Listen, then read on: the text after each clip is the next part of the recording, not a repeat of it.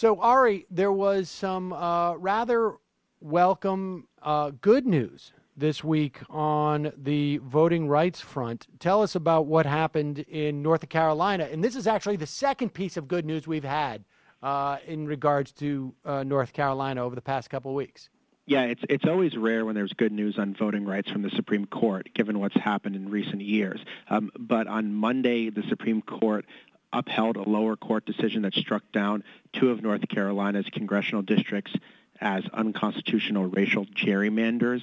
Basically what they said is that Republicans had illegally increased the number of black voters in these two districts beyond what the Voting Rights Act required and beyond what the Constitution allowed. And so they struck these two districts down. It was a decision written by Elena Kagan, a 5-3 decision that was surprisingly joined by Justice Clarence Thomas. And then a week earlier, the Supreme Court declined to hear a case from the Fourth Circuit Court of Appeals that struck down North Carolina's sweeping voting restrictions, where they not only did strict voter ID, but cut early voting, eliminated same-day voter registration, eliminated pre-registration for 16 and 17-year-olds. The Fourth Circuit Court of Appeals in July of 2016 said that this law targeted black voters, in the court's words, with almost surgical precision. And that decision was appealed by Republicans to the Supreme Court, and the court decided not to hear the case, meaning the Fourth Circuit Court of Appeals decision stands. So in the span of a week, North Carolina was found guilty of discriminating against black voters and also diminishing the power of their vote, which was pretty remarkable. Okay, so I want to get into the details of that voter ID case in a few minutes, but getting back to the unconstitutional racial gerrymandering.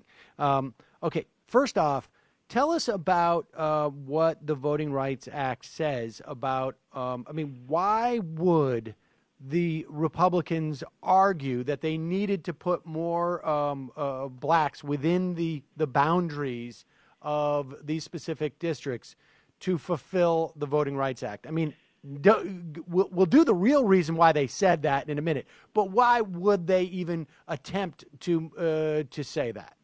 So what the Voting Rights Act says is that when you can draw a district that could elect a candidate of color, an African American, a Latino, an Asian American, you should. And indeed, in North Carolina and in other states, there has been lots of litigation over this because states like North Carolina used to have no black members of Congress. And because of the Voting Rights Act, they now do. Now, what Republicans in North Carolina did is they kind of turned the Voting Rights Act on its head. They took two districts, the 1st Congressional District and the 12th Congressional District, which were already held for the last 20 years by black Democrats, and they increased the number of African American voters in those two districts to make them majority black districts. And they said, we're just complying with the Voting Rights Act. Now, what was interesting here is that Justice Kagan said, no, you're not just complying with the Voting Rights Act. These were already seats that elected candidates of color. And not only that, but the black Democrats who held these seats didn't want more black voters in their district, because what that meant is by packing as many black voters as possible into as few seats as possible, the surrounding districts became more white, more conservative, and more Republican. And that meant that African Americans had less power across the state. So that's the key here that people have to understand.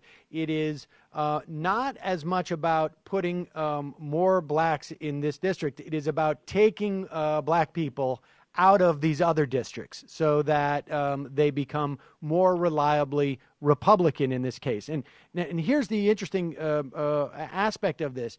I'm saying that they become more reliably Republican, but I'm talking about black voters who are not necessarily Democrats. They happen to be. So talk about this intersection of on one hand, we're talking about race. On the other hand, we're talking about partisan identification. Yeah, and this is really important because the Supreme Court has said that racial gerrymandering is unconstitutional, but not partisan gerrymandering. So if you can just convince the court that I'm drawing a district to benefit the Republican Party, not to segregate African American voters, well, then it's permissible. And what Justice Kagan said is that in a state like North Carolina, where 90% of African Americans vote Democratic, you can't separate race and party. That if you draw a district for political reasons that segregates African American voters, that is also being done for racial reasons. And this is really significant because, as I mentioned, the fact that the Supreme Court has refused to strike down political gerrymandering but has struck down racial gerrymandering means that future political gerrymanders can be now challenged potentially as racial gerrymanders if they're done in such a way like in North Carolina, where you have Republican legislators who are segregating African American voters to benefit their own party politically. And so the racism is determined basically as based upon results, not on intent.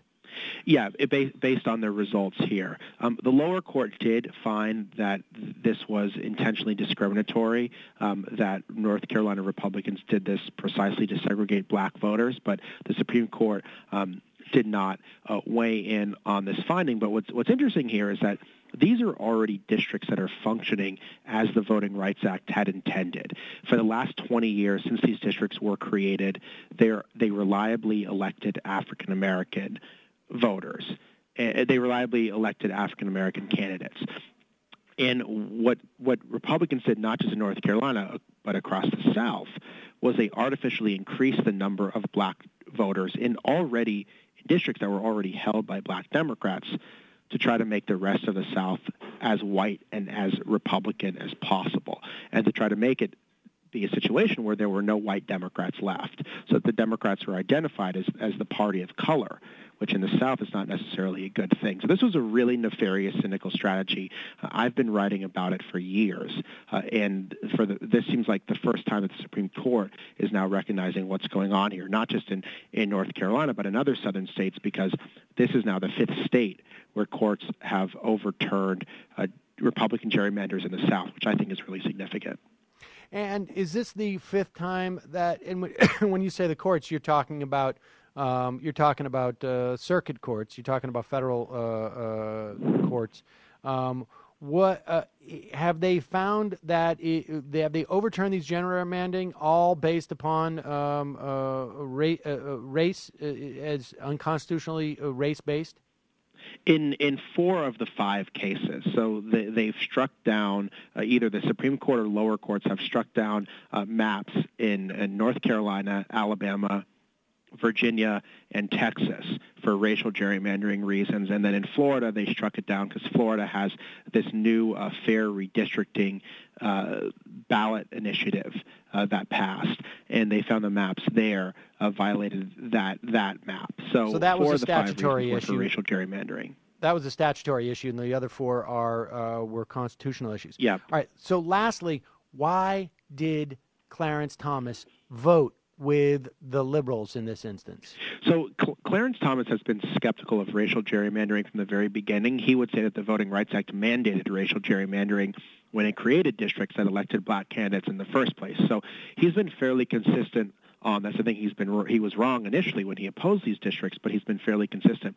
What was interesting, though, is that in the previous decisions recently by the Supreme Court that struck down racial gerrymandering, like in the case of Alabama, Justice Kennedy wrote the majority opinion siding with the liberals, and Justice Thomas was in the dissent. And now that flipped. Kennedy was in the minority, and Thomas was in the majority, and that was surprising to me.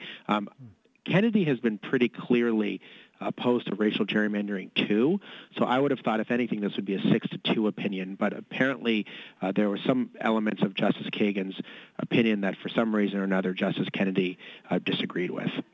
And it's Section 2, is that right, that creates these, if not minority-majority districts, but creates districts where there's a chance of electing minority candidates? That is the part of the Voting Rights Act that is normally used. And Justice Thomas did say in a concurring opinion that he doesn't believe that Section 2 should apply to redistricting at all, which I find problematic for future cases. So even though Justice Thomas voted with the liberals in this case, he could interpret the law in a way that could really hurt voting rights in the future if he had 4 other justices who shared his view, which I don't necessarily think he does. But nonetheless, that's a pretty radical view to say that this part of the Voting Rights Act doesn't apply to redistricting at all. All right, we got to take a quick break. When we come back, I want to talk about the other ruling that we saw in North Carolina earlier this month, or regarding North Carolina earlier this month. I also want to talk about Wisconsin a bit. We got to take a quick break. We'll be right back. Sam Seder on Ring of Fire Radio. I'm talking to the great Ari Berman.